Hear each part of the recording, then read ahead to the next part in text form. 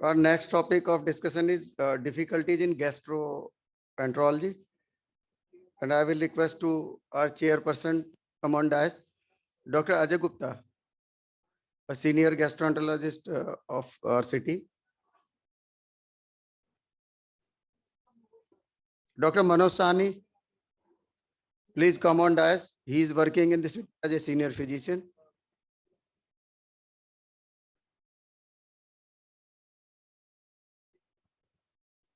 Now I will request to our chairperson to introduce the speaker and for further proceedings. So today, I think nobody needs any introduction for Dr. Manish Kar. He's a senior gastroenterologist working in Columbia Asia Hospital, which is now taken over by Manipal Hospital. And he will be talking about the common mistakes in gastroenterology, how to avoid them and manage thingly. So, Dr. Manish Kar. Thank you very much. On है आवाज आ रही है okay so thank you very much आप सबका मैं बहुत आभारी हूँ तो फाइनली पेट का टाइम आ गया पेट की कुछ बात करें जब फाइनली खांसी भी सर दर्द भी कुछ ठीक नहीं होता फिर मरीज हमारे पास आता है डॉक्टर साहब गैस है और ये कारण पेट में है तो पेट को नज़रअंदाज नहीं कीजिए पेट को बिल्कुल एक इम्पॉर्टेंट है हमारा डे टू डे फंक्शनिंग के लिए बहुत इम्पॉर्टेंट है और इसमें कुछ चीज़ें हैं जो कभी कभी हम डे टू डे प्रैक्टिस में मिस करते हैं कभी ठीक से समझते नहीं हैं तो अभी कुछ स्टूडेंट हैं या सब अभी क्लिनिशियन ही हैं है अभी चलो चलिए गुड गुड ठीक है तो आगे बढ़ते हैं तो लिवर फंक्शन टेस्ट जो है एलएफटी तो क्या है एलएफटी में हम क्या जानते हैं थोड़ा बताइए एलएफटी के बारे में लिवर फंक्शन टेस्ट क्या आता है इसमें क्या हम जाने अब जो पेशेंट को एलएफटी ऑर्डर करते हैं तो क्या एक्सपेक्टेशन रहता है हमारा क्या देखें उसमें एनीथिंग बताओ एलएफटी हाँ हाँ ये सब ऑर्डर करते हैं तो क्या ये सब लिवर फंक्शन है so actually there is a misnomer liver function test LFT is a misnomer because इसमें हर एक चीज फंक्शनिंग नहीं बताता है लिवर का एसजीओटी एसजीपीटी ये लिवर का फंक्शन नहीं बताते हमें correct ALP GGT liver function नहीं बताते फंक्शन मतलब लिवर का काम जो लिवर को करना है लिवर को हमारे लिए एल्बुमिन बनाना है और लिवर को prothrombin vitamin K dependent clotting factor बनाना है तो आइडियली स्पीकिंग लिवर फंक्शन जो है that is albumin and prothrombin time so actually it is a liver test this is should be known as a liver test not a liver function test because functioning काम किसका क्या है organ का जैसे heart का काम है blood pump करना इसी तरह लिवर का काम है सो ALT एंड AST जो है ये जब लिवर की इंजुरी होती है जब हेपेटोसेलुलर इंजुरी होती है तो ALT और AST बढ़ता है सो दीज आर द ये मार्कर्स है हेपेटोसेलुलर इंजुरी के और ALT और AST में से ज्यादा स्पेसिफिक लिवर के लिए ALT है बिकॉज ALT के ज्यादा सोर्सेज नहीं है अदर देन लिवर AST है some other sources also skeletal muscle से भी आता है कार्डियक से भी आता है सो AST और ALT में से ALT इज मोर स्पेसिफिक और ये मार्कर है लिवर सेल हेपेटोसेलुलर इंजुरी के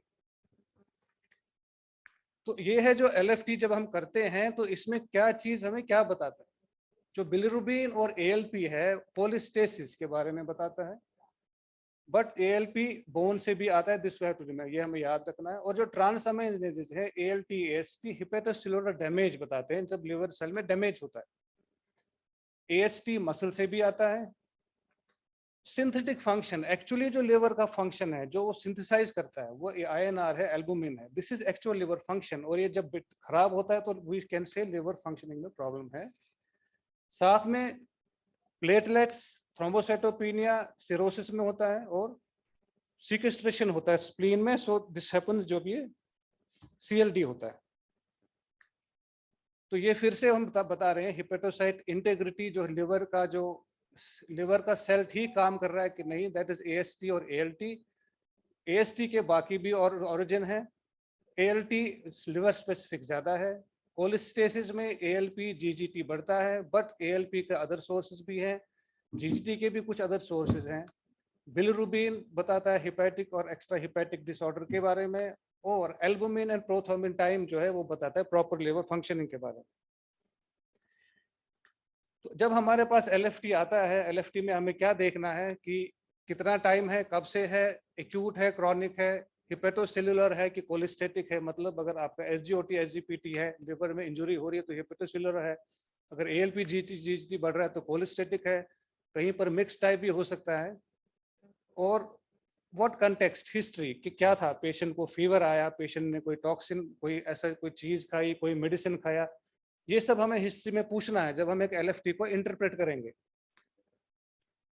और कितना खराब टेस्ट है, जैसे एक्यूट लिवर फेलियर में LFT बिगड़ा हुआ होगा लेकिन साथ में पेशेंट को एनसेफेलोपैथी, ऑल्टर सेंसोरियम कोएगुलोपैथी होगी, और सिरोसिस में भी ये सब प्रॉब्लम्स आती हैं। तो ये है जब हम LFT SGOT PT देखते हैं, नॉर्मल रेंज है। सिरोसिस ऑफ लिवर में बहुत ज्यादा SGOT PT नहीं बढ़ता है। So we have to keep in mind, हमें ध्यान में रखना है जब सिरोसिस ऑफ लिवर हो तो बहुत ज्यादा एक्सीड नहीं होगा SGOT PT।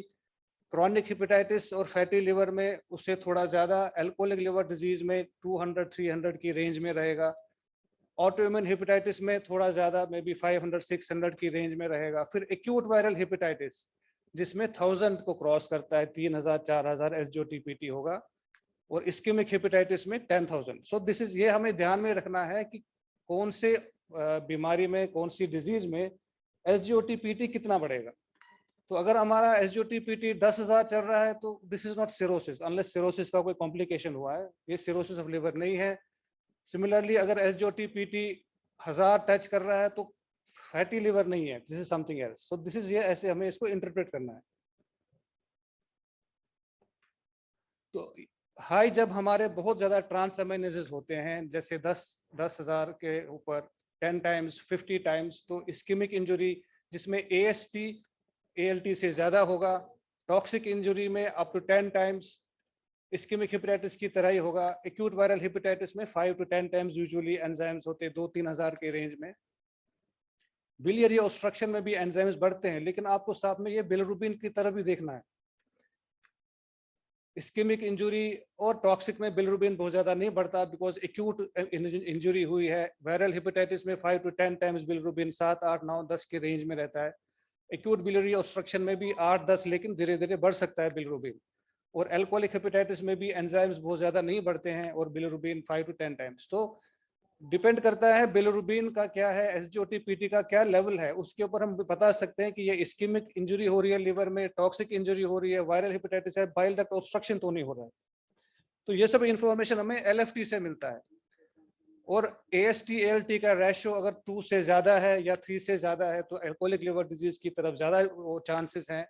और जब पेशेंट अल्कोहल बंद करता है और उसको अगर एडवांस लिवर डिजीज नहीं है तो ये AST ALT रिवर्सल धीरे धीरे हो जाता है 30 to 90 डेज में, मतलब 3 मंथ्स अल्कोहल बंद करने के बाद ये रेशियो ठीक भी हो सकता है अगर पेशेंट को एडवांस लिवर डिजीज नहीं है। मिस्टेक क्या हम और करते हैं, GGT ALP जैसे मैंने कहा, दिस ये कोलिस्टेसिस की तरफ हमें बताता है। और GGT का रोल अल्कोहलिक एब्स्टिनेंस में मैंने बताया, उसमें भी यूज होता है। अगर पेशेंट अल्कोहल बंद करता है तो हम GGT को मॉनिटर कर सकते हैं, ये नॉर्मल आ रहा है या नहीं आ रहा है। और GGT पे और ALP का आपस में ऐसा है कि अगर दोनों बढ़ रहे हैं तो हिपैटिक ऑरिजिन है, लेकिन अगर केवल ALP बढ़ रहा है, GGT नहीं बढ़ रहा, तो हमें बोन ऑरिजिन भी कई बार सोचना पड़ता है। और उस टाइम कभी कभी हमें फ्रैक्शनेशन ऑफ ALP करके एक टेस्ट होता है, वो देखना पड़ता है कहीं ये ALP बोन से तो नहीं आ रहा है। जैसे मैंने कहा ALP भी एक नॉन स्पेसिफिक मार्कर है, आइसोलेटेड हो, अगर केवल ALP बढ़ रहा हो, GGT नहीं बढ़ रहा हो तो फ्रैक्शनेशन करना पड़ता है। बिलियरी ऑब्स्ट्रक्शन में ALP बढ़ता है 3 टाइम्स 4 टाइम्स कोलिडोकोलिथियासिस में। और जब जैसे सीबीडी में स्टोन है, हमने ईआरसीपी किया है, स्टेंट डाला है, स्टोन निकाला है, तो एएलपी को कम होने में कम से कम 8 से 10 दिन लगते हैं। ये हमें दिमाग में रखना जरूरी है। और बिलिरुबिन का क्या रोल है? बिलिरुबिन का रोल है, एडवांस लिवर डिजीज तो नहीं हो रहा है, जैसे मेल्ड है और चाइल्ड स्कोर है जिसमें बिलिरुबिन को यूज किया जाता है। Excretory capacity of the liver ये बताता है कितना लिवर एक्सक्रीशन कर रहा है। एल्बुमिन, मैंने कहा एल्बुमिन सिंथेसिस केवल लिवर में होता है, और जब एक्यूट स्ट्रेस होता है तो एल्बुमिन का सिंथेसिस बढ़ जाता है। एल्बुमिन का हाफ लाइफ ज्यादा है, 40 to 20 डेज। इसलिए एक्यूट लिवर डिजीज, जैसे एक्यूट लिवर फेलियर है, 3-4 डेज में पेशेंट प्रॉब्लम हुआ है, एडमिट हुआ है, तो एल्बुमिन पे हम रिलाई नहीं कर सकते क्योंकि इसका हाफ लाइफ ज्यादा है। और लिवर फंक्शन, जब advance chronic liver disease cirrhosis है तो उसमें एल्बुमिन का रोल है, बिकॉज ये क्रॉनिक है, क्रॉनिक डिसऑर्डर है। Prothrombin time acute liver disease में काफी यूजफुल है। जब भी हिपैटिक नेक्रोसिस होता है, massive hepatic necrosis, toxin liver में गया या इस्केमिक डैमेज हुई लिवर में, तो हमारा प्रोथ्रोम्बिन टाइम बढ़ जाता है। और कई बार अगर कंपनसेटेड सिरोसिस है, पेशेंट का stage a child a cirrhosis है, तो प्रोथ्रोम्बिन टाइम कई बार नॉर्मल भी आ सकता है। और एक और चीज है कि ये जो प्रोथ्रोम्बिन टाइम है, जैसे कभी हमारे पास एसाइटिस का पेशेंट आता है, हमें एसाइटिक टैप करना पड़ता है, तो हमेशा एसाइटिक टैप के लिए प्रोथ्रोम्बिन टाइम को करेक्ट करना जरूरी नहीं है। दिस इज ऑल्सो एक भी एक मिसनॉमर है, बहुत बड़ा मिसनॉमर है। आपके एसाइटिस पेशेंट एडमिट हुआ, फीवर है, आपको सब एक्यूट पेरिटोनाइटिस लग रहा है, एसबीपी लग रहा है, तो हम एफएफपी अरेंज करके पेशेंट को बोलते हैं एफएफपी अरेंज कीजिए, पर वो नीडेड नहीं है क्योंकि इसमें प्रो एंटीकोगुलेंट फैक्टर्स का बैलेंस हो जाता है। एंड रूटीन पैरासिंथेसिस के लिए हमें एफएफपी वगैरह देने की जरूरत नहीं है।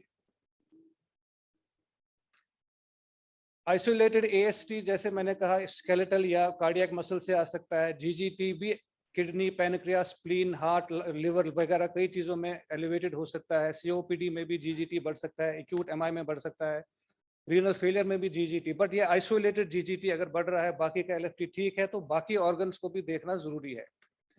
और एएलपी कई बार एल्कलाइन फॉस्फेटेज, जैसे मैंने कई बार देखा है, सीए प्रोस्टेट के पेशेंट आते हैं, isolated ALP, bone disease, bone में मेटास्टेसिस हुआ है और केवल एएलपी बढ़ा है, तो this is one of the important cause. आपको बोन का याद रखना जरूरी है एएलपी के लिए। अब गॉल स्टोन अगर पेशेंट को है, गॉल ब्लैडर में स्टोन है, तो जब कोलिडोकोलिथियासिस होता है, जब गॉल ब्लैडर, जब बाइल डक्ट में स्टोन आता है, तो ALT AST is the initial, जो शुरू में बढ़ेगा, और वेरी रैपिडली, बहुत जल्दी वो एएलपी जीजीटी फिर बढ़ना चालू हो जाएगा। तो इनिशियली अगर गॉल स्टोन है, सीबीडी स्टोन, अगर आपका एएलटी एएसटी बढ़ रहा है, तो वो भी एक मार्कर हो सकता है कि आपका बाइल डक्ट में स्टोन आ रहा है। और कई बार हमारे पास एलएफटी अगर एबनॉर्मल है तो हिस्ट्री लेना बहुत जरूरी है। ड्रग इंड्यूस्ड लिवर डिजीज तो नहीं हो रहा है, क्या कोई पेशेंट ऐसा कोई दवाई खा रहा है जिससे लिवर पे साइड इफेक्ट हो रहा है, या पेशेंट ने कोई टॉक्सिन खाया है, या कई बार कोई कॉम्प्लीमेंट्री मेडिसिन जिसको बोलते हैं कैम, कॉम्प्लीमेंट्री ऑल्टरनेटिव मेडिसिन, जिसमें आयुर्वेदिक दवाइयाँ, कभी कुछ पुड़िया टाइप मरीज खाता रहता है। कई बार आजकल हमारे पास यंगस्टर्स आते हैं, जिम जाते हैं, जिम का प्रोटीन, जिम का स्टीरॉइड्स, एनाबॉलिक खाते रहते हैं, और एलएफटी बढ़ जाता है, बिलिरुबिन 30-40 चला जाता है। So this is a drug induce, तो कई बार ड्रग इंड्यूस भी। So history is very important, history बहुत जरूरी है एलएफटी को इंटरप्रेट करने में, ताकि आप उसका एक डायग्नोसिस बनाएं कि क्या प्रॉब्लम हो रही है। तो हमारी कंट्री में ड्रग इंड्यूस्ड जो सबसे कॉमन कॉज है वो ट्यूबरकुलोसिस है। 40 to 50% ड्रग इंड्यूस्ड ट्यूबरकुलोसिस से होता है, drug induced liver injury. Second number पे complementary medicine, which is Ayurvedic, homeopathic medicine वगैरह। उसके बाद रेस्ट ऑफ द मेडिसिन जैसे antibiotics, Augmentin type. Next is fatty liver में कई बार हम क्या चीजें मिस करते हैं फैटी लिवर डिजीज में, नैश या फैटी लिवर। इनकेस हमारे पास फैटी लिवर का पेशेंट आता है, अल्ट्रासाउंड में फैटी लिवर ग्रेड 1 या ग्रेड 2 आया है और उसका एएलटी नॉर्मल है, इसका मतलब ये नहीं कि सब ठीक है। तो एक नॉर्मल एएलटी एक फैटी लिवर पेशेंट में डज नॉट मीन, इसका मतलब ये नहीं है कि पेशेंट को कोई प्रॉब्लम नहीं है। सो दिस इज अ मिसनॉमर, ये हमें याद रखना है कि फैटी लिवर में सिरोसिस भी हो सकता है और एएलटी नॉर्मल हो सकता है। उसके बाद रिस्क फैक्टर्स, बाकी रिस्क फैक्टर्स फैटी लिवर में जैसे डायबिटीज है, हाइपरटेंशन है, वो भी हमें ध्यान में रखना है। और अगर फैटी लिवर पेशेंट है ग्रेड 1, 2 या 3 या जो भी फैट अल्ट्रासाउंड में आया है, फिर भी हमें अल्कोहल की हिस्ट्री पूछना जरूरी है। हेपेटाइटिस बी, हेपेटाइटिस सी का चेक करना जरूरी है, क्योंकि कई बार एडिशनल चीजें भी होती है जो लिवर को प्रॉब्लम कर रही होती है। नॉन इन्वेजिव टेस्ट में फाइब्रोस्कैन का आप हम सब जानते हैं, अब तक हम सबको आइडिया है फाइब्रोस्कैन का रोल बहुत इंपॉर्टेंट है। जो लेटेस्ट मॉडलिटी है वो लेवल फाइब्रोसिस कितना है या सिरोसिस है कि नहीं डिफ्रेंशिएट करने में काफी मदद करता है। So this is how fibroscan का machine, simple bedside test है, ओपीडी टेस्ट है। और उसका रिपोर्ट इस प्रकार से आता है जिसमें कैप स्कोर कितना, कंट्रोल एटेन्यूएशन पैरामीटर या एलएसएम बताता है, स्टिफनेस कितना है। और इससे हमें ये आइडिया मिलता है कि लिवर में कितना स्टेटोसिस है, कितना फैट है, और उस फैट से लिवर कितना डैमेज हुआ है, फाइब्रोसिस है या नहीं है, वो F1, F2, F3 फाइब्रोसिस या सिरोसिस है कि नहीं। वो एक सिंपल टेस्ट जो है फाइब्रोस्कैन हमें बता सकता है। तो इस टेस्ट का हमें जितना चाहे काफी यूज करना चाहिए डे टू डे प्रैक्टिस में। फिर हम सोचते हैं फैटी लिवर पेशेंट को आया तो कुछ करना तो है नहीं। कई बार पेशेंट भी आता है मेरे पास कि सर फैटी लिवर 2-3 साल से चल रहा है, पहले ग्रेड 2 था, ग्रेड 3 था, तो मैं किसी को दिखाता था, उन्होंने बोला इसमें तो कुछ करना नहीं है, सबको होता है, मुझे भी है, तुमको भी है, कुछ इसको छोड़ दो। वो भी एक गलत चीज है। फैटी लिवर को ऐसे छोड़ना गलत चीज है। उस फैटी लिवर का ग्रेजुअली इनिशियली तो F0, F1, F2 फाइब्रोसिस रहेगा, सिम्टम नहीं रहेंगे, SGOT, PT, ALT नॉर्मल रहेगा, बट बैकग्राउंड में देयर इज लिवर का डैमेज होता रहता है। Finally patient will and up with cirrhosis. तो कम से कम उसको वेट गेन के लिए, weight loss, physical activity, exercise, diet, इस सब के लिए एटलीस्ट उसको काउंसिल करना जरूरी है। और फैटी लिवर में मोर्टेलिटी, अगर एक फैटी लिवर पेशेंट का डेथ होता है उसमें भी commonest cause is cardiac only. Fatty liver का पेशेंट 100 में से 40 to 50% की death because of cardiac cause होती है। तो ये सब काउंसलिंग की आवश्यकता है। फैटी लिवर आने पे बिल्कुल बोलना कुछ नहीं है, ये तो सबको होता है, छोड़ दो, कुछ नहीं करना है, दैट इज ऑल्सो मिसनॉमर, वो एक गलत चीज है। फिर हम बोलते हैं F2 फाइब्रोसिस है, थोड़ा सा है, कुछ नहीं होगा, मरीज को छोड़ देते हैं, भाई आपको कोई ट्रीटमेंट नहीं करना। लेकिन वो डिपेंड करता है, अगर कोई 35 इयर्स ओल्ड का ओबीस पेशेंट है और उसको डायबिटीज है और उसको F2 फाइब्रोसिस है और उसका वेट बढ़ रहा है, तो ग्रेजुअली वो फाइनली वो सिरोसिस में तो डेफिनेटली लैंड करेगा। एज कंपेयर टू अगर कोई एल्डरली है और स्टेज 3 फाइब्रोसिस है लेकिन उसका वेट ज्यादा नहीं है, वो डायबिटिक नहीं है, उसमें प्रोग्रेशन कम होगा। तो ये दिमाग में रखना जरूरी है और देखना है कि कौन से पेशेंट का प्रोग्रेशन होगा, कौन सा नहीं होगा। ये हम मिस्टेक्स फैटी लिवर में कर सकते हैं, करते हैं डे टू डे बेसिस में।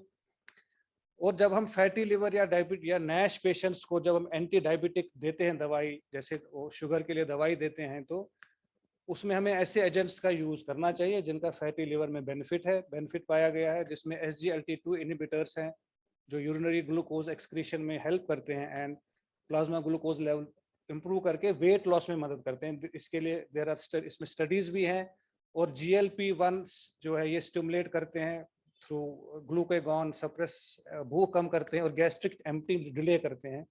इन द प्रोसेस ग्लाइसेमिक कंट्रोल और वेट लॉस कर सकते हैं। तो फैटी लिवर पेशेंट को या नैश वाले पेशेंट को जब हम डायबिटीज का ट्रीटमेंट देते हैं, ये चीजें हमें दिमाग में रखनी चाहिए। अब हमारे पास पेशेंट आता है डीकम्पनसेटेड सिरोसिस का, CLD है, डीकम्पनसेट हो गया है, ये नॉर्मल लिवर है या डीकम्पनसेटेड लिवर है, उसमें क्या मिस्टेक्स हम करते हैं या कर सकते हैं।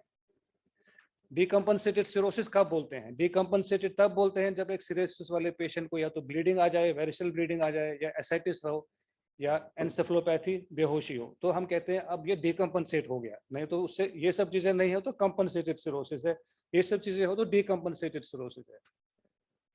और एक एपिसोड जब डीकम्पनसेशन का होता है, मतलब एक नॉर्मल सिरोसिस पेशेंट को जब कोई भी एन्सेफेलोपैथी हुई, एसाइटिस हुआ या वेरिसल ब्लीड हुआ, तो उसके बाद further complications and further mortality increase होती है। और ये जो सिरोसिस वाला पेशेंट होता है, ससेप्टेबिलिटी इन्फेक्शन रहता है। तो हम क्या करते हैं गलती, सिरोसिस वाले पेशेंट्स को PPI चलता रहता है, पेंटोप्राजोल, ओमेप्राजोल चलता रहता है। So that is a problem. अगर हम इन पेशेंट्स को पेंटोप्राजोल, ओमेप्राजोल चलाते रहते हैं तो ये मोर प्रोन है एन्सेफेलोपैथी, हेपेटिक एन्सेफेलोपैथी में जाने के लिए, सब एक्यूट पेरिटोनाइटिस और एक्यूट किडनी इंजुरी। तो जब भी हम एक सिरोसिस पेशेंट को देख रहे हैं, अगर उसको कोई इंडिकेशन नहीं है पीपीआई देने की, जो भी रिफ्लक्स हो रहा है या व्हाटएवर पेप्टिक अल्सर है या एंटीप्लेटलेट्स चल रहे हैं, कोई कार्डियक कोमॉर्बिडिटी है, आप जीआई ब्लीड प्रिवेंट करना चाहते हैं, अगर ऐसा कुछ नहीं है तो रूटीनली एक सिरोटिक पेशेंट को पीपीआई देने की जरूरत नहीं है। अगर वो उसके पर्चे में है तो उसको काट के बाहर निकालना ही वो एडवाइज्ड है। फिर जैसे मैंने कहा, एक पेशेंट आता है एसाइटिस का, अगर हमें बैक्टीरियल पेरिटोनाइटिस लग रहा है तो we should not delay. Ascites tapping करना चाहिए, सेल काउंट उसमें करना चाहिए, क्योंकि जो सिरोसिस में 30 डे मोर्टेलिटी एसबीपी की है वो 30% है। और पैरासिंथेसिस जब भी पेशेंट आया हॉस्पिटल में, चाहे एसबीपी करके आया, एन्सेफलोपैथी करके आया, पैरासिंथेसिस करके देखना चाहिए या पेशेंट को एक्यूट किडनी इंजरी हो रही है, स्टेबल पेशेंट था, एसाइटिस करके एडमिट हुआ और उसको ये सब हो रहा है, तो एसबीपी रूल आउट करना एक इंपॉर्टेंट चीज है। तो एस्थेटिक टैप करना जरूरी है, और इसके लिए हमें वो पीटीआईएनआर का करेक्ट करना जरूरी नहीं है, we can do without that. PT INR जरूरी करेक्ट करना नहीं, क्योंकि इसमें एडवांस सिरोसिस में प्रो एंटीकोगुलेंट का बैलेंस हो जाता है और कोई ब्लीडिंग का रिस्क नहीं होता, और स्टडीज आर देयर कि वी डोंट है, हमें इसको करेक्ट नहीं करना है।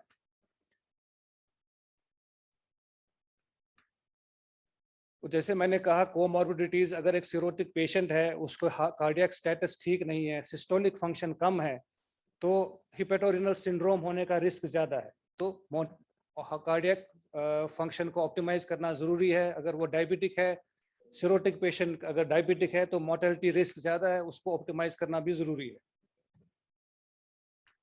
Nutrition is very important, nutrition एक जरूरी चीज है। जैसे हम पर पेशेंट आया सिरोसिस का, सीएलडी का पेशेंट आया, दवाई हमने लिख दी, प्रोपेनोलॉल वगैरह जो भी हमें लिखना, लेकिन कई बार हम उसके न्यूट्रिशन को निगलेक्ट करते हैं, न्यूट्रिशन के ऊपर ध्यान नहीं देते, जिसके कारण further risk hepatic encephalopathy, morbidity वगैरह बढ़ जाता है। सो 35 किलो कैलोरीज पर केजी बॉडी वेट और प्रोटीन इनटेक रखना जरूरी है। ये भी इंपॉर्टेंट एस्पेक्ट है ट्रीटमेंट का, जो हमें पेशेंट को समझाना चाहिए। फिर से एक और इम्पॉर्टेंट चीज है, पेशेंट को 2-3 साल से सिरोसिस चल रहा है, वो किसी को दिखा रहा है और सडनली वो इमरजेंसी से फोन आता है, सर एक पेशेंट है, सीएलडी है, इसको जीआई ब्लीड हो गया है। हम पूछते हैं पेशेंट कहाँ, कहीं से आया, दूर से आया, तो सडनली जब एक्यूट जीआई ब्लीड में वेरिशियल बैंडिंग, लाइगेशन, ये सब करना जो हमेशा कोई भी गैस्ट्रोएंटरोलॉजिस्ट अवॉइड करना चाहता है। तो जब भी हमारे पास सिरोसिस का पेशेंट आया तो we should go for endoscopy. Endoscopy करके वेरिशियल स्क्रीनिंग करना जरूरी है। अब सब पेशेंट्स का करना है या कुछ पेशेंट्स का करना है, उसके लिए there is a mixed studies हैं। कुछ रिकमेंडेशन है कि जिसको भी सिरोसिस हो गया, एक बार एंडोस्कोपी करके वेरिशियल स्क्रीनिंग करके या तो बैंडिंग करें या प्रोपेनोल वगैरह पे डाल दें, या दूसरा ऑप्शन है आप लिवर स्टिफनेस फाइब्रोस्कैन करके देख लीजिए। अगर लेस देन 20 आ रहा है फाइब्रोस्कैन, प्लेटलेट काउंट पेशेंट का 1,50,000 से कम है और कुछ कोलैटरल्स नहीं दिख रहे हैं, तो आप एंडोस्कोपी पोस्टपोन भी कर सकते हैं, लेकिन उसके लिए आपको पहले ये सब करके देखना पड़ेगा। डिस्पेप्सिया में अक्सर हम क्या करते हैं, dyspepsia is acid regurgitation, discomfort, bloating, जो हम अक्सर देखते रहते हैं। अलार्म फीचर्स हैं पेशेंट को, अगर पेशेंट को डिस्पेप्सिया है, कई सालों से वो आ रहा है, पेंटोप्रोजोल खुद भी खा रहा है, मेडिकल वाला भी दे रहा है, चल रहा है, ऐसे में बीच में अगर कभी भी उसको ये अलार्म सिम्टम होते हैं तो उस टाइम पे इट्स टाइम टू इंटरवीन करना है, हमें एंडोस्कोपी करना पड़ेगा। वो अलार्म फीचर्स हमें माइंड में रखने चाहिए। जब भी पेशेंट आएगा 4-5 चीजें पूछनी है, डिस्फेजिया तो नहीं हो रहा, वेट लॉस तो नहीं हो रहा, या कहीं एब्डोमेन में पैल्पेशन में कोई मास या लिम्फेडेनोपैथी है, या ब्लीडिंग हो रही है, जीआई ब्लीड की हिस्ट्री दे रहा है, आयरन डिफिशिएंसी एनीमिया है, वोमिटिंग है, या बाउल हैबिट सडन चेंज हो गया। अगर इसमें से कुछ भी हो रहा है तो ये सब चीजें बच सकती हैं, मोर्टेलिटी बच सकती है अगर हम टाइमली पेशेंट का एंडोस्कोपी करें। कई बार साइकोलॉजिकल कोमॉर्बिडिटीज भी डिस्पेप्सिया पेशेंट्स में होती हैं, कई बार ईटिंग डिसऑर्डर्स भी होते हैं। कई बार मरीज आता है, सर उल्टी आ रही है, तो 2 मिनट हमें पेशेंट पे लगा के समझना चाहिए कि ये वोमिटिंग है या रिगर्जिटेशन है। कई बार पेशेंट को केवल रिगर्जिटेशन होता है, रिगर्जिटेशन में small volume less than 100 ml food material आता है इधर फ्रॉम इसोफेगस और स्टोमक, जबकि वोमिटिंग में फोर्सफुल इवैक्यूएशन है, एब्डोमिनल मसल्स कंट्रैक्ट होते हैं और लार्ज अमाउंट ऑफ वोमिटस बाहर आता है। सो वोमिटिंग और रिगर्जिटेशन को भी कई बार हम ओवरलैप कर लेते हैं, समझते नहीं। फिर वो ये PPI चलते रहे, लॉन्ग टर्म पेंटोप्राजोल ओमेप्राजोल को अवॉइड करना चाहिए। कुछ एंड पॉइंट हमें देखना चाहिए कि किसी पॉइंट पे जाके unnecessary PPIs we should avoid. Communication is always important. अभी टाइम कम है तो I will just move. PPIs में हम क्या मिस्टेक करते हैं, कई बार पेशेंट PPI सुबह उसको जब बोलते हैं सुबह आपको पेंटोप्राजोल वो खाना है दवाई, तो वो सुबह 5 बजे उठ के खा लेता है, फिर वो 8-10 बजे नाश्ता करता है। तो एक इंपॉर्टेंट एस्पेक्ट ये भी है कि उसको समझाना है इसको कब खाना है। अगर आप कभी जाके वापस क्लिनिक पे देखेंगे, you will see 50% patients PPI गलत टाइम पे लेते हैं। सुबह उठते ही थायराइड की गोली के साथ खाते हैं और उसके बाद फिर कुछ नहीं, फिर वो 10 बजे नाश्ता करते हैं, तो उससे एफिकेसी कम होती है PPI की। तो PPIs इफेक्टिव तब होते हैं जब हाइड्रोजन पोटेशियम ATPase जो पैरेटल सेल में जब लार्जेस्ट होते हैं वो प्रोलॉन्ग्ड फास्टिंग के बाद होते हैं, जिसको हमें ब्लॉक करना है। और एक्टिवेटेड हाइड्रोजन पोटेशियम ATPase ही ब्लॉक हो सकता है। तो फास्टिंग के बाद ये एक्टिवेट हो जाते हैं जब हम सुबह खाना खाते हैं। और दिस इज व्हाट उसी पे 30 minutes before breakfast on fasting patient को ये PPI बोलना चाहिए, क्योंकि तभी इसका एडिकेट कंसंट्रेशन आएगा और इसका एडिकेट इफेक्ट आएगा। तो एंटीप्लेटलेट्स, कई बार पेशेंट का जब PPI लंबा चलता है तो इसको रिबाउंड एसिड हाइपरसिक्रीशन बोलते हैं। जब कंटिन्यूअसली PPI चलता है 1-2 महीने पेशेंट ने खाया, सडनली हम PPI बंद करते हैं, फिर वो वापस आता है, सर जैसे मैंने बंद कर दिया मुझे फिर प्रॉब्लम हो गई। उसका रीजन क्या है? क्योंकि जो ये हाइपर गैस्ट्रिन लेवल बढ़ जाता है जब PPI चलता है, तो उस टाइम पे जैसे हम PPI हटाते हैं, because of hypergastrinaemia reflux increase होता है, वो पहले से भी ज्यादा बढ़ता है। एसिड रिफ्लक्स उसका पहले से भी ज्यादा बढ़ता है। So we have to tell patient कि जब आप PPI बंद करोगे तो आपको एक रिफ्लक्स रिबाउंड होगा, जिसमें इट विल टेक 2 वीक्स, 2 हफ्ते लगेंगे उस रिबाउंड रिफ्लक्स को कम होने में। उस टाइम पे पेशेंट को मैनेज करना है, या H2 ब्लॉकर्स ऐड कर सकते हैं या कुछ भी एंटासिड ऐड कर सकते हैं, बट ये काउंसिल करना जरूरी है, अदरवाइज वो वापस आता है फिर डॉक्टर साहब इसमें तो प्रॉब्लम हो गई। एक्यूट पैंक्रेटाइटिस, अभी टाइम है क्या? 5, ठीक है।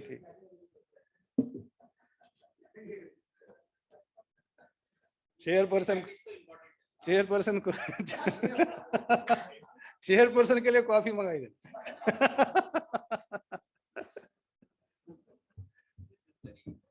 एक्यूट पैंक्रेटाइटिस में हम कॉमनली क्या करते हैं? फ्लूइड स्टेटस देखना जरूरी है एक्यूट पैंक्रेटाइटिस में, क्योंकि एक्यूट पैंक्रेटाइटिस में आज के दिन जैसे हम बोलते हैं एक्यूट मायोकार्डियल इन्फार्क्शन में 2 to नीडल टाइम है, आपका टाइमली इंटरवेंशन होना चाहिए, नहीं तो MI बढ़ जाएगा, प्रॉब्लम हो जाएगी। Same happens with acute pancreatitis also, जिसमें गोल्डन आवर्स हैं when you have to give fluid replacement, otherwise वो नेक्रोसिस वगैरह उसमें चला जाता है। तो फ्लूइड रिसस्टेशन एक इंपॉर्टेंट एस्पेक्ट है इसका, एक्यूट पैंक्रेटाइटिस का कॉर्नर स्टोन है। और विद इन पहले 48 आवर्स में अगर हमने प्रॉपर फ्लूइड रिसस्टेशन किया तो काफी कॉम्प्लिकेशंस मरीज के बच सकते हैं। उसमें काफी स्टडीज है, कॉन्ट्रोवर्सीज कितना क्या देना है, तो नट्स में हमें याद रखना है 5 to 10 ml पर kg बॉडी वेट हमें देना है। और उसमें गोल क्या रखना है? गोल रखना है कि हार्ट रेट पेशेंट का 120 के कम रहना चाहिए, टैकीकार्डिया ज्यादा नहीं होना चाहिए, मीन आर्टिरियल प्रेशर 65 to 85, और यूरिन आउटपुट मॉनिटर करना है 0.5 ml पर kg आते रहना चाहिए पर आवर, साथ में हेमाटोक्रिट। सो ये चीजें हैं जो जब हम फ्लूइड दे रहे हैं, पेशेंट को फ्लूइड दे रहे हैं, तो सेम टाइम हमें ये सब पैरामीटर चेक करना है, आउटपुट कितना आ रहा है, मैप कितना जा रहा है पेशेंट का, पल्स रेट कितना जा रहा है, उसके हिसाब से हमें फ्लूइड को टाइट्रेट करना है। एट द सेम टाइम कई बार फ्लूइड ओवरलोड हम दे देते हैं, एग्रेसिव फ्लूइड ओवरलोड देते हैं, जिससे कि और भी प्रॉब्लम्स बढ़ जाती हैं। उसके लिए पेशेंट्स का ऑक्सीजन रिक्वायरमेंट कभी सडन बढ़ जाता है, रेस्पिरेटरी रेट बढ़ जाता है। तो फ्लूइड टेस्ट को चेक करते रहिए। और अगर किसी पेशेंट को हार्ट प्रॉब्लम है, किडनी प्रॉब्लम है, वेल्वुलर डिजीज है, तो नेचुरली वहां पे हमें केयरफुल रहना है, थोड़ा ज्यादा एग्रेसिव मॉनिटरिंग करनी पड़ेगी। प्रोफिलैक्टिक एंटीबायोटिक्स कोई भी गाइडलाइन अभी अलाउ नहीं करती है कि हमें एक्यूट पैंक्रेटाइटिस में जैसे ही पेशेंट आया तो मीरोपेनम, टैज़ैक्ट वगैरह शुरू नहीं करना है। अगर पेशेंट आपके पास पहली बार आ रहा है, डे 1 ऑफ एडमिशन आपके पास ही है, तो देर इसका एंटीबायोटिक देने का कुछ भी रोल किसी भी गाइडलाइन में नहीं है, ना हमें देना चाहिए। हाँ, पेशेंट कहीं और मोदी नगर से कहीं से आ गया, हफ्ता 10 दिन वहाँ कुछ कॉम्प्लिकेशन हुआ है या वहाँ, दैट इज डिफरेंट। लेकिन अगर आपके पास डे 1 है तो एंटीबायोटिक को नहीं दीजिए। तो जो गाइडलाइन सजेस्ट कहती है कि एंटीबायोटिक को नहीं देना चाहिए, अगर पेशेंट को कोलेंजाइटिस नहीं है तो ERCP करने की जरूरत नहीं है। ओरल फीडिंग अगर पेशेंट का माइल्ड पैंक्रेटाइटिस है तो 24 आवर्स में शुरू कर सकते हैं, और इन केस ओरल फीडिंग नहीं जा रहा तो ट्यूब फीडिंग करना चाहिए, that is the second best जो है। और कई बार NG या नेजोगैस्ट्रिक नेजोजुनल ट्यूब डालना पड़ सकता है। और जिनको गॉल स्टोन पैंक्रेटाइटिस है, अगर उनको कोलिसिस्टेक्टमी इसी एडमिशन में करा लीजिए, इंडेक्स एडमिशन ओनली, जिसमें पेशेंट एडमिट हुआ है माइल्ड पैंक्रेटाइटिस है। और अल्कोहल के बारे में पेशेंट को काउंसलिंग कीजिए इस एडमिशन में। पहले कॉन्सेप्ट ये था कि पेशेंट अगर पैंक्रेटाइटिस का आया, इमीडिएटली इमरजेंसी में राइल्स ट्यूब डालना है, पेशेंट के बाउल को रेस्ट देना है, क्योंकि पेशेंट के अगर हम बाउल पैंक्रियाज को रेस्ट देंगे तो उसकी हीलिंग जल्दी हो जाएगी।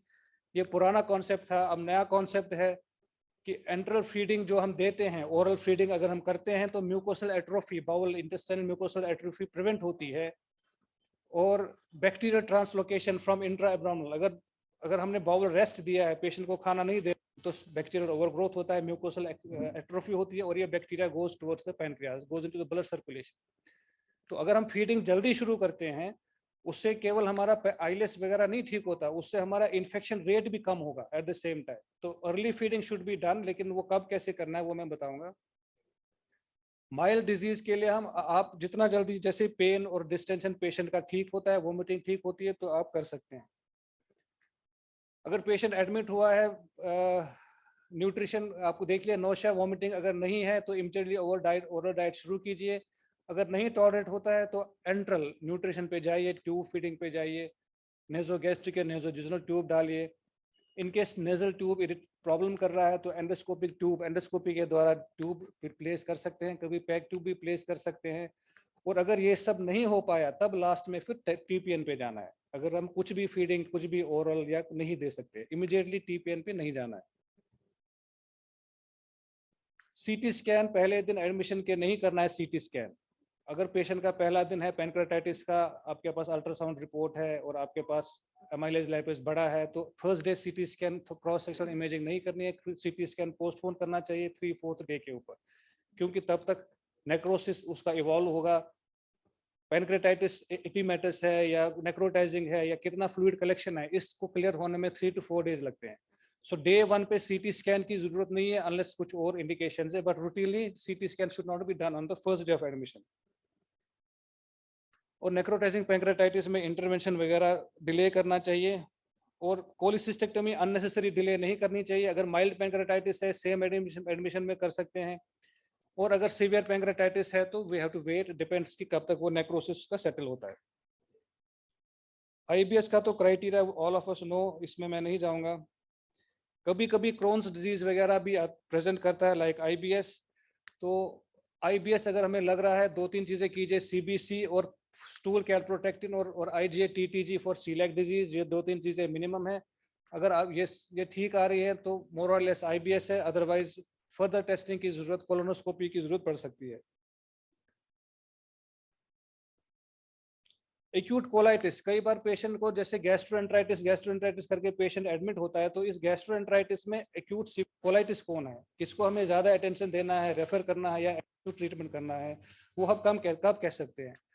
सीवियर कोलाइटिस एक लाइफ थ्रेटनिंग सिचुएशन है, और उसके लिए पेशेंट को एडमिट करना, हॉस्पिटलाइजेशन करना बहुत जरूरी है। सीवियर कोलाइटिस अब कब कहते हैं, जब पेशेंट को ये सब क्राइटेरिया में फुलफिल हो। ब्लडी डायरिया, मोशन में ब्लड जा रहा है more than 6 times in a day, और उसके साथ सिस्टमिक टॉक्सिसिटी के साइंस है, पल्स टैकीकार्डिया 90 है, टेम्परेचर बढ़ा हुआ है, हीमोग्लोबिन ड्रॉप हो रहा है, ESR या CRP बढ़ा है। इन कंडीशंस में ये सीवियर कोलाइटिस है और पेशेंट को एग्रेसिव ट्रीटमेंट की जरूरत है।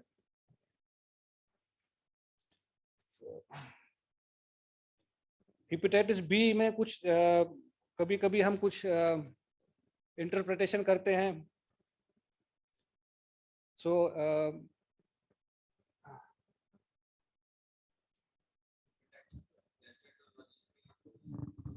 ठीक है। Thank you very much.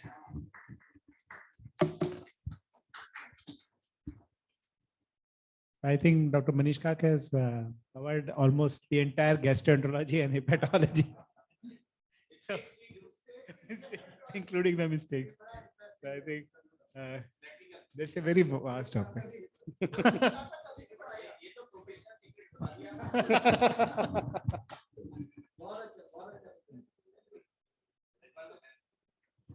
I think we can conclude the session. Thank you Thank thank you हाँ हाँ जी क्वेश्चन ऑर्गेनाइजर को जाने दो आप बैठे रहो कोई बात नहीं हाँ चलो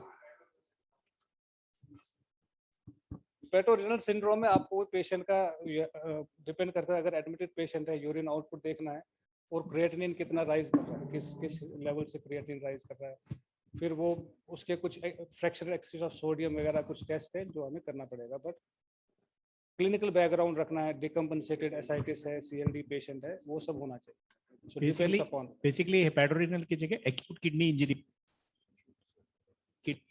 is big so any condition and any similarly in cirrhosis will now encourage the use of renal a term called acute kidney injury and and this is how the person is acute kidney injury per se can lead to chronic kidney disease as well and these patients may have underlying chronic chronic kidney disease also so you have to see the rise of creatinine over a duration in 48 hours a 0.3 milligram increase in serum creatinine of rapid acute kidney injury in this patient so this is baseline if you know then if you don't have baseline anything above 1.5 may be a high value suggestive of acute kidney injury in a person of cirrhosis.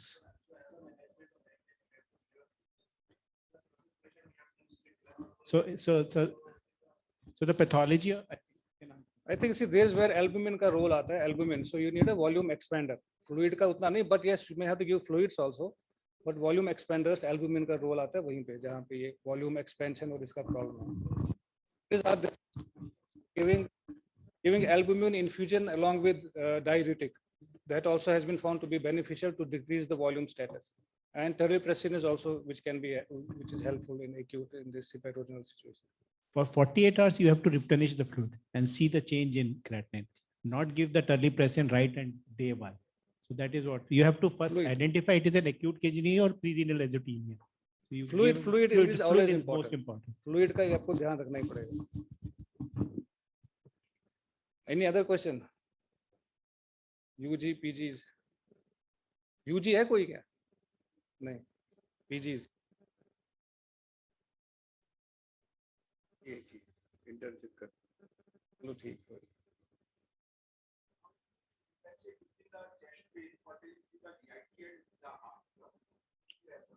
पहले तो उसको cardiologist पे भेजते हैं acute MI rule out कीजिए cardiologist तो अभी अपना ईसीजी ट्रॉप टी टीएमटी जो करेंगे जब वहां से वो निकल के आएगा तो फिर तो हम ही हैं always better to rule out the worst thing that is अब ये डिपेंड करेगा ना आपको जो बता रहे हैं एक्यूट है क्रॉनिक है ड्यूरेशन क्या है सडन ऑनसेट चेस्ट पेन है ये तो एक लेक्चर हो गया the take home message is whenever you are having chest pain always rule out cardiac even if you are suspecting a GRD so the important thing is whenever a person is having retrosternal chest pain always rule out cardiac cause that's the thank you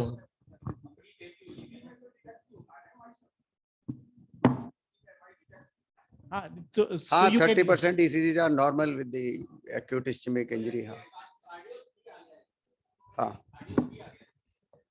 if you are suspecting myocardial injury then you have go for the biomarkers ECG तो normal बड़ा मुश्किल है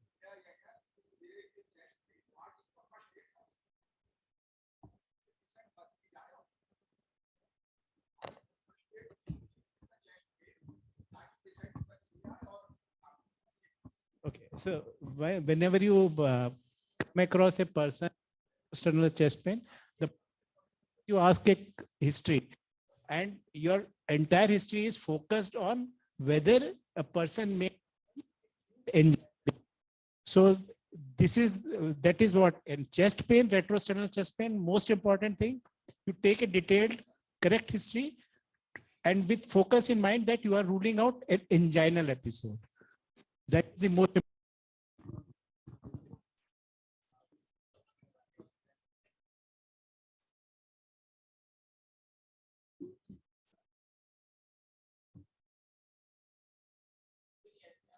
आ रहा होगा, बस आवाज है इसमें, देखो आ रहे। Then we have to see, assess and see what happens. And sometimes this is the point where we may stop. Sometimes we may have to do a H. pylori का test. अगर नहीं हुआ है तो H. pylori का eradication. Then this is what you give for 6 to 8 weeks. Then assess and see how patient is doing. Sometimes we may have to give further PPIs also. Sometimes we continue for maybe 2 or 3 months also. And at times we may have to go on demand PPIs. Patient को कभी कभी बोला आप कुछ time लीजिए, कुछ time बंद कीजिए. This is how we go about. And in between, in case जब आप PPI बंद कर रहे हैं तो we can something is known as step down. उसको H2 ranitidine वगैरह पर भी कर सकते हैं. Or breakthrough acidity जब reflux हो तो we can add mucane and other this thing we can add as antacid gel also to take part of that in between when he's off the PPIs. That depends कितना, in case you have more of heartburn तो it's better anesthetic दीजिए और anesthetic वाला, या अगर gastric ulcer type है तो that will give local anesthesia. अगर in case नहीं है तो we can use without anesthesia also. अभी alginate करके भी कुछ है जिनमें वो alginate है वो raft बनाता है ऊपर, तो that prevents reflux. So depends कि किस patient को क्या होता है, that you can see as per individual tailor made patient to patient.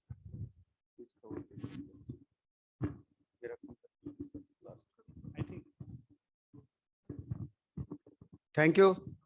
Now I will request to chairperson to give a memento, a symbol of love and affection. Doctor Manish का बहुत ही fantastic lecture था, मजा आया।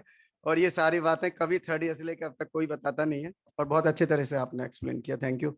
और हमारे chairperson ने भी बड़ी पेशेंस बनाए रखी, बहुत देर तक बैठे रहे। Thank you sir. Thank you, thank you. Doctor Susutra, doctor Ajay and doctor Manoj, thank you. Doctor Manish का bundle of thanks. Thank you. Now I will request to Dr. Roli, Guy, Dr. Rohit and Dr. Prahlad Chawla for further.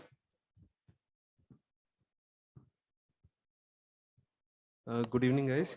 Now we conclude the session of the API of the NCR conclave by presenting the quiz. The quiz results are out. So the first position has been backed by Max Hospital students, and I would like the residents of Max Hospital to come forward and collect the certificate. Dr. Saurabh Puri, Dr. Gulshan, and Dr. Purinita.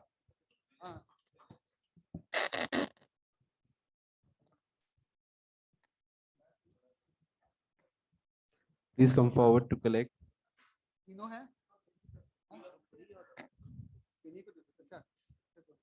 हाँ भाई, team के भाई साहब वो भी हैं, team के in charge भी हैं। डॉक्टर चौधरी चलेंगे क्या? ये रे भाई, आजो भाई आजो। अरे बस चौधरी बताओ। वो साथ दो।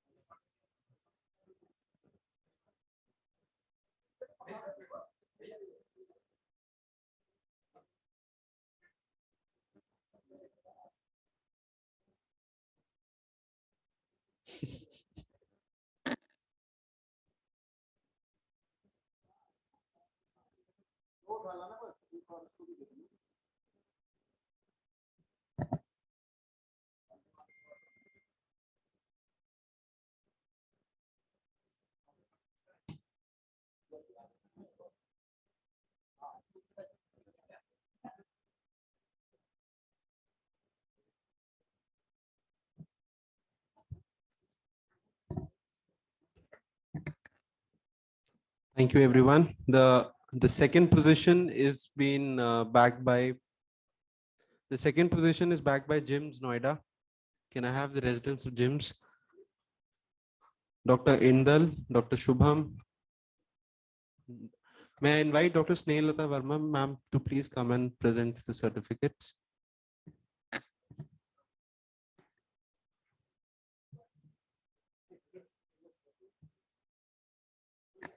Aye, ma'am, please.